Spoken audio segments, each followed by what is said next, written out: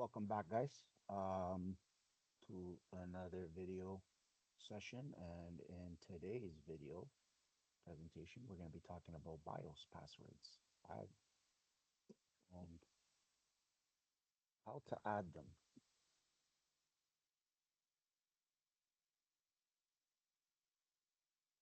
South Argentino. I'm a systems architect and IT professional. Um, and welcome to another version. Again, follow my if you like this video, please hit the subscribe button and leave your comments and hit that like. BIOS. Okay, so a lot of you guys may have heard BIOS in your A plus certification days or in your studies. You'll hear that word BIOS. So BIOS is your basic input output system. What is it? So it stands for basic input output system. It's a program that the computer's microprocessor uses to start the computer system after it's powered on. So as soon as you power on that machine or hypervisor or server or virtual machine, um, that's what starts it inside the actual microprocessor itself. It also manages data flow between the computer's operating system and attached devices, such as your hard disks or disk drives, your video adapters, your keyboard, mouse, printer, etc., etc., etc.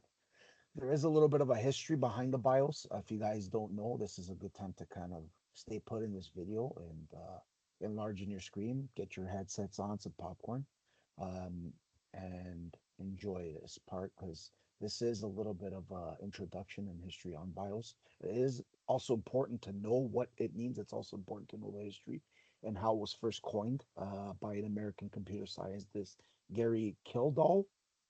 I'm sure you guys probably heard of it. There's some videos I'll share in the link about Gary Kildall, great scientist. He coined that term back in 1975. So anybody who's a little bit younger than 1975 or born in the 1970s, then you'll know who he is. Gary Kidall is a very important guy. Actually, I'll show you the videos here. These are some good videos if you guys want to watch. I stand by these videos and I love these videos. These were some. Let me see if I can get the video for you. Gary Kidall. Very. Um, and this is Stuart Chaffee. Computer Chronicles. So in this video, you'll get to see how Gary here, this one here. So this one here, we're gonna watch this video. I'm gonna post this video just to kind of give you an idea who Gary Kidall is. Very important guy, very smart in the industry. And this was Gary. The very first episode of the Computer Chronicles, broadcast back in 1983. When we first launched this series, sitting by my side as co-host was Gary Kildall. But Gary was a lot more than a TV host. Gary, in fact, was one of the most important individuals in the history of personal computing. Gary died last year, leaving a legacy not matched by many in this field. Today, we're going to devote the entire show to Gary Kildall and his role in the development of the personal computer on this special edition of the Computer Chronicles. Very special guy. Again, I'm not going to show you guys the whole thing, but again, you can watch this video and watch Gary Kidall talk. Well, Gary always considered Bill Gates very smart guy. Print. In those early days, they all. So I'm going to share this video with you guys. You guys can watch that on your own time. So that's Gary Kidall. It was incorporated into IBM's first personal computer in 1981. And then in the years to come, gained popularity within other PCs, becoming an integral part of computers for some time. However, its popularity, obviously with popularity, there's always that little bit of a downfall. New technology came out, UEFI, which is Unified Extensionable Firmware Interface. And if we go to our VMs, and we go to our settings, I'll show you to our options and advanced.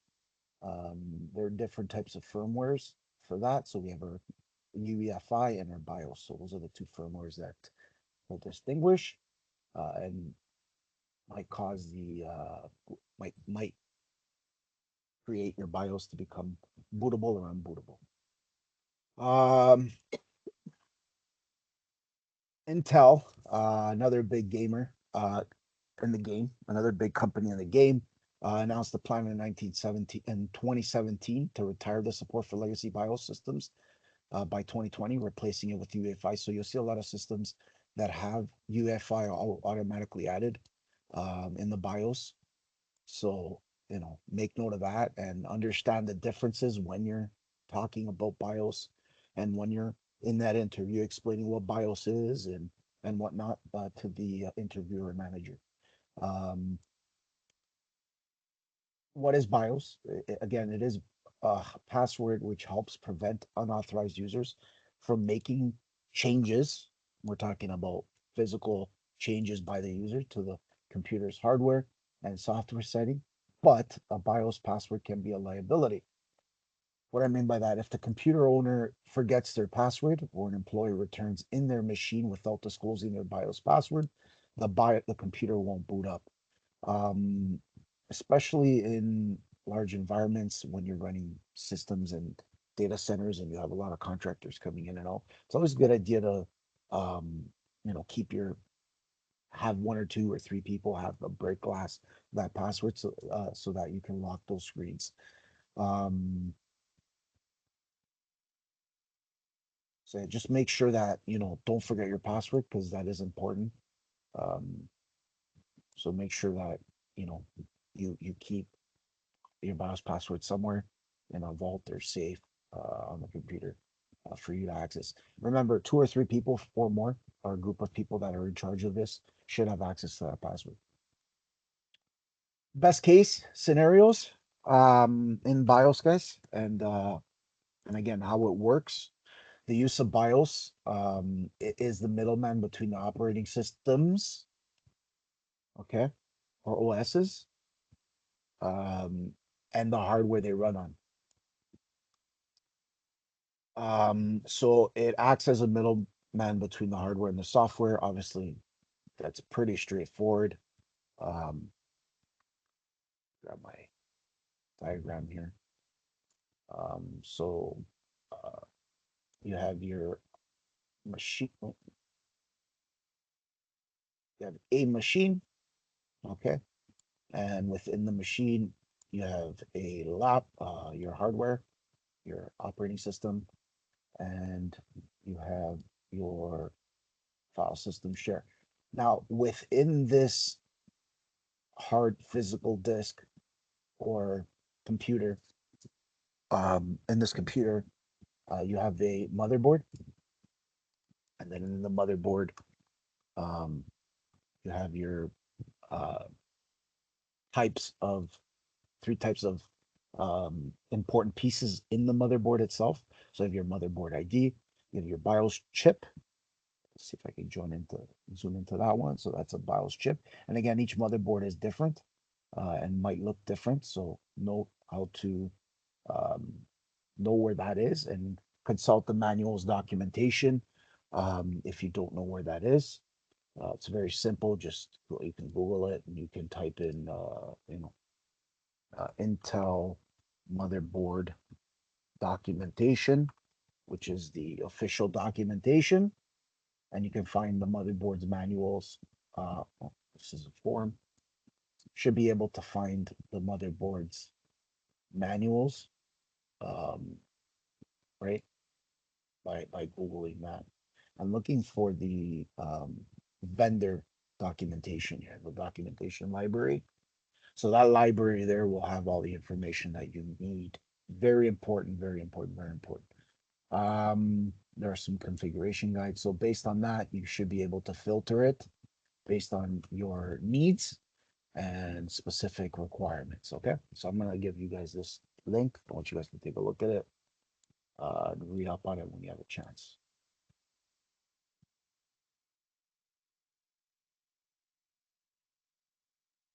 A little bit smaller for you. Okay, so that's part of that. So again, you know, uh, it acts again. It acts as a middleman between the operating system and the hardware they run on. So, say for example, this is the motherboard, and then you also have um, the OS installed, and then within the OS, um, you have your BIOS uh, here. So again, it acts as a middleman between the OS and the hardware they run on. So theoretically, BIOS always is the intermediary between the microprocessor and the input output device control information and its data flow. Again, although in some cases, BIOS can arrange for data to flow directly to the memory um, from devices such as, again, video cards that require faster data flow to be effective. How does the BIOS work? Again, we'll see how it works, but there is a theoretical theory on how that works and how it comes included with computers. Again, as the firmware on the chip, again, when we're loading our machines, we're loading it through our um, firmware. It's no longer called BIOS. They changed that in VMware Pro 16. I, a younger version, sorry. So if we're going to we're right clicking and we're about to power it on, we're powering on the firmware. So that'll allow us to power it on. And I'll show you guys how to do that in a second. We'll do that. Um, just let me finish up the presentation here. So as an operating system, like Windows or iOS can be either pre-installed by the manufacturer vendor, right?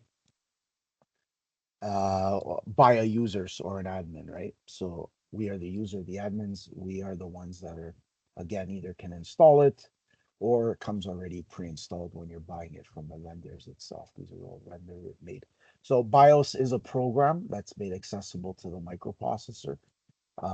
It's program read only memory, erasable program read only, which is your EEPROM chips. So what that is when the user turns on their computer, the microprocessor passes control to the BIOS program, which always locates at the same place as of the EEPROM.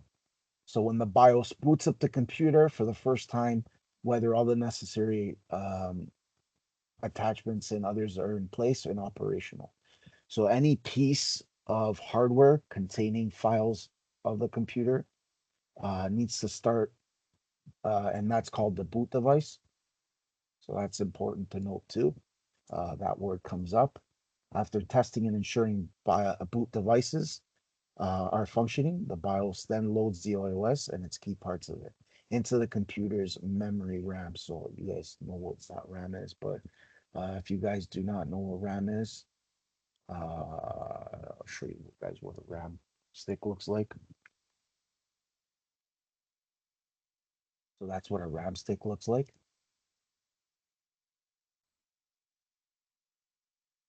And that's placed in the motherboard itself. So that goes in the motherboard, right?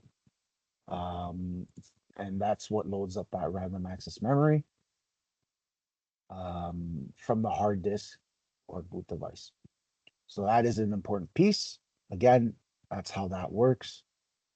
This is what a BIOS looks like. It's a little sort of what a BIOS looks like. There's many different versions and different setup utilities and whatnot. They're all different and unique.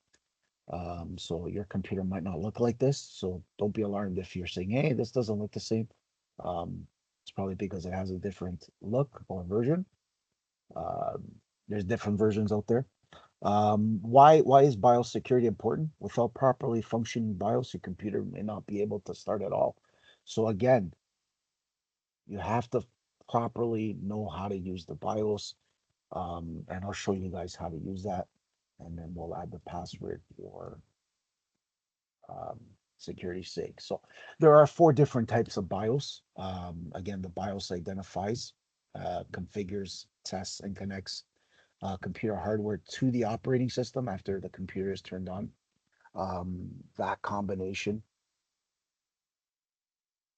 so that combination of those steps is called the boot process, which is carried out by 4 functions. So you have your post self test, your power on self test. Back in the days, I actually used to speak as you powered on your 486s, is to say power on self test. Not sure if anybody remembers that, but that was an actual trend. Um, so that post tests the hardware of the computer before loading the operating system. We also have our bootstrap loader that locates the OS. Then we have our software drivers, which locates the software drivers that interface with the OS once it's running. Then we have our CMOS battery. It's a round little chip that's found in the motherboard. That's your complementary metal oxide semiconductor, and that's I think a CR2032 would work with that. I can not mistaken, CMOS battery uh, types, right? So CR32, so that's your lithium coin cell. So those one of those, and that'll have your also known as the motherboard CMOS, which is your real-time clock battery. It's got a lifespan of 3 years when the power supply unit is unplugged or when the PS power switch is turned off. Okay. I'm not gonna get too much into that, but that's what the CMOS battery looks like. And again, that's in the motherboard. Very important piece of information. You guys are being asked in an interview. Another thing I want to note are the beep codes. Very important. There are beep codes in our scenario. Um, our Phoenix um,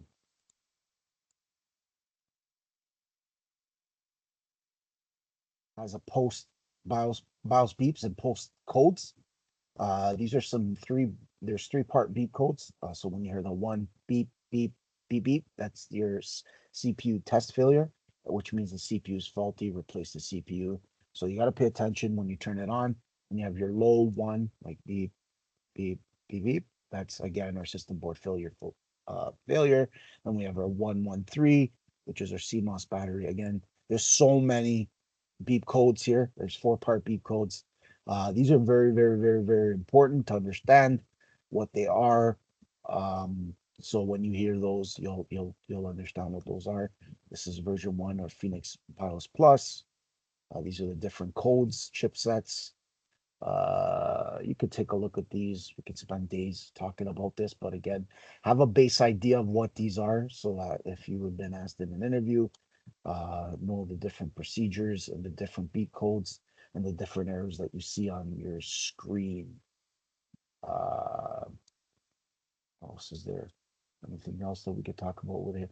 So these are your post procedures. So your CPU, your CMOS battery, again, CMOS RAM, your ROM BIOS. If you guys know what that means or don't know what that means, here's a little some procedures on that. You can check for the num key and how to fix that. This is sort of like your pocketbook for your hardware guys. These are text error messages when your diskette drive A back in the days, or you know your disk zero failure. Um, some of the disk failure errors, NVRAM type errors, keyboard controller errors, parity checks. So that's where you find your beep codes. Back in the IDE hardware, the old hardware days, there was the pins for master and slave. That's another thing I want you guys to know.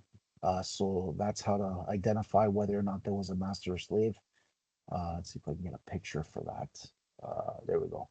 There we go. So that's something else that I want you guys to kind of understand um, when you're dealing with that. Better picture here. Yeah, so that's a good picture there. So you have your ATX pins, plugs for that. So yeah, your 40 pin ID connectors. Very, very, very, very important when you're setting those up. If you still have machines that are laying around in your environment. So I'll put that in the notes for you guys. Um, this is master and slave for hard drives. Again, the architectures are a little bit different, but companies still have these machines, and it's good to know what these machines are. There's different types of hard drives. Again, I'm not gonna go too much into that. And with 10-pin drives, you have your 9-pin, your 6-pin. Um, Again, I'll post all that information for you. These are the different connectors. This is your BIOS utility. So I'll just Google hard drive pins, master slave. Um, Again, know the differences, know what these are in neutral positions, dual slave, cable select, and then know the actual pin layout, because that's also important when you're connecting your serial ATA power connectors. And again, this is what a 3.5 SATA drive looks like to a 2.5-inch connector. So this is something else that you guys want to take a look at when you're looking at those specific details. Here's a SATA 44 pin ID connector. Um, you have your ID ribbon. Back in the days, it was that long gray with pink line across that, with your master and slave jumper settings attached to it, and your serial ATAs or your ID, your old hard drives, HDDs. And that's an old one here. That's ATA IDE drive. So that's a very, very, very, very important information for you guys to know, especially when you're opening up your machines. Um, Here's the actual inside of the discs. So you have your disc, your head, your suspensions, your voice coil motors, your spindle motors. So again, that's also important.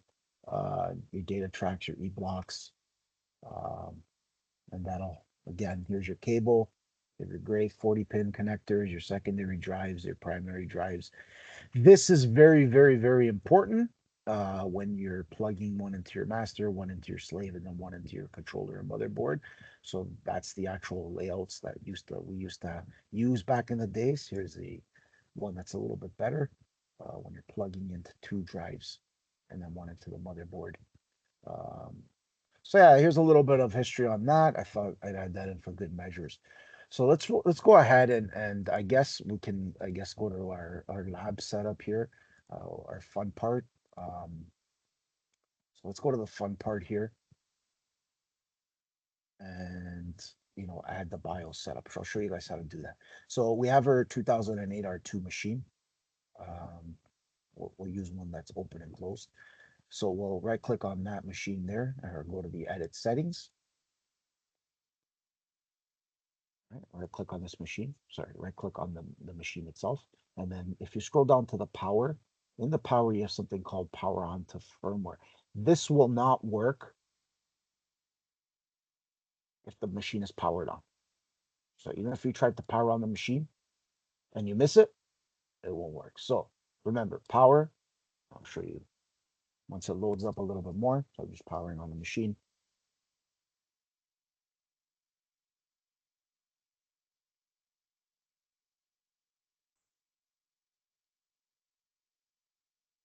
Give it 1 sec.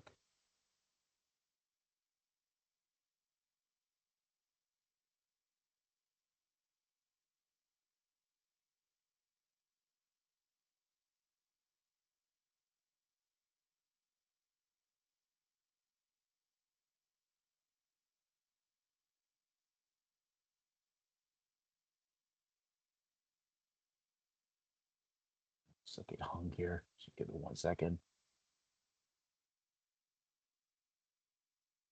I'm gonna put you guys on hold and I'll be right back.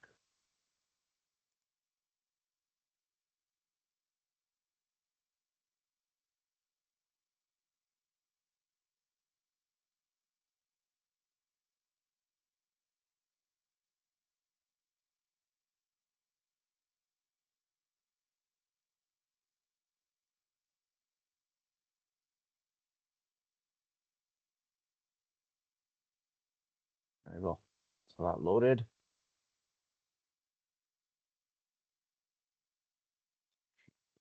It.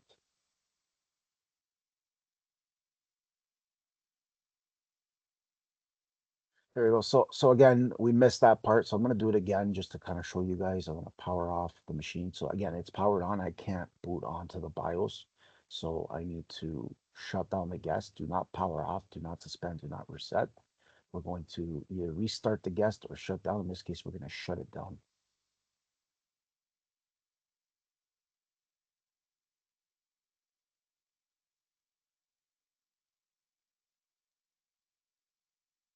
All right, and we're back to the main screen. We're going to right click, power on to firmware, and now let that run. And here's our BIOS. Again, system, time, and date. Make sure that it's compatible with the system and time. That's very, very, very, very, very important. There's your legacy diskettes. We're not using that. That's disabled. And again, if we click inside with our mouse and use our up-down arrow keys, we should be able to go down to the primary master slave and set those up if we want to, and then escape to go back. Right, and then we have our keyboard features. Click here, we can turn our keyboard features, turn our numlock on, right? On or auto, it doesn't matter. Just want to make sure that we have our numlock keys in case we need to use that. Keep it on or auto, doesn't matter. And then escape, and then that's that. Then we have our system memory or extended memory or boot time diagnostic screens. Again, each BIOS is different. I'm just showing you based on the VMware Workstation Pro that we're using and how that works. Then we have our advanced screens, and that'll help specify our multi-processor specification. We're not really touching that. We can select an operating system installed, which you will use most commonly if you have multiple operating systems installed on it. An incorrect setting can cause the operating system to display behavior, but again, we don't touch that. We have our reset our configuration data, our cache memory, our IO.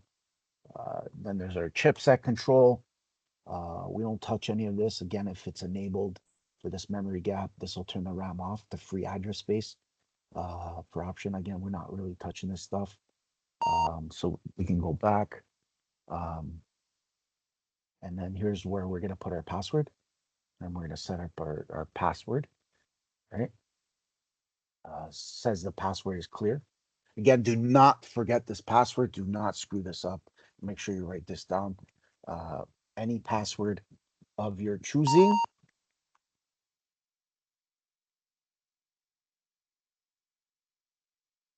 Because once you type that in, that's